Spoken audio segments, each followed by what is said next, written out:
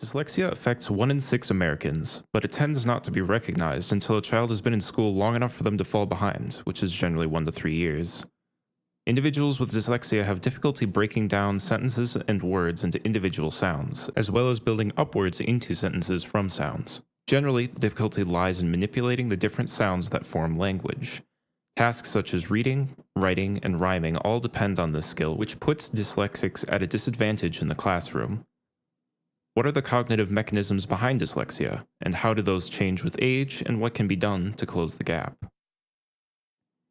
Dyslexia is defined as having a deficit in phonological processing, or a lack of phonological awareness. Phonological awareness is the ability to break down and build complex word structures into phonemes, which are individual sounds. The development of phonological awareness occurs in steps from least to most complex, breaking words into syllables, rhyming, segmenting first and last sounds, blending syllables into words, and ultimately manipulating sounds. Individuals with dyslexia have trouble with one or more of these steps, resulting in a language delay. Language is processed in the left hemisphere of the brain, and this happens in 3 stages. First, individual words are categorized and identified. Second, we parse the structure of the sentence and determine the relationship between the words. Finally, each word is combined with the structure to resolve the meaning of the sentence.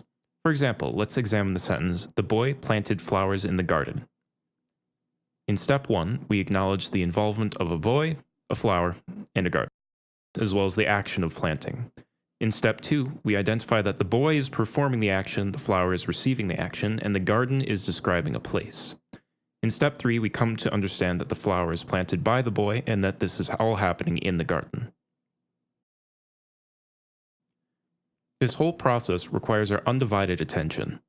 This semester we've seen that attention plays a vital role in interpreting the world around us and retaining information.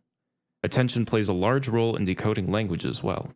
Reading requires visual attention to orient to the words on the page, as well as the intensive use of working memory, which is also closely linked to attention.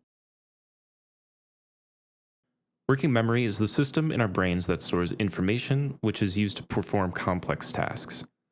The central executive function governs working memory by coordinating 3 slave systems: the phonological loop that handles auditory information, the visual spatial sketchpad that handles visual information, and the episodic buffer that stores and integrates information from the other slave processes.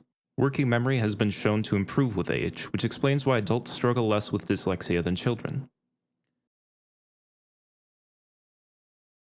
Since dyslexia affects 15% of the population, it is important that we continue to do research not only to understand dyslexia, but to explore strategies that can be taught during early literacy acquisition to improve phonological awareness and reading skill.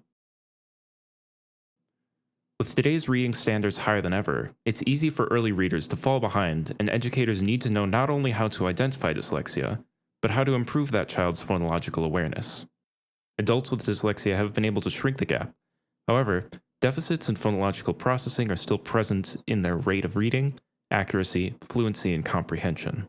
Perhaps future research to explore the roles of attention, visual spatial strategies, and working memory in dyslexia can aid in the strengthening of phonological awareness and overall reading skill.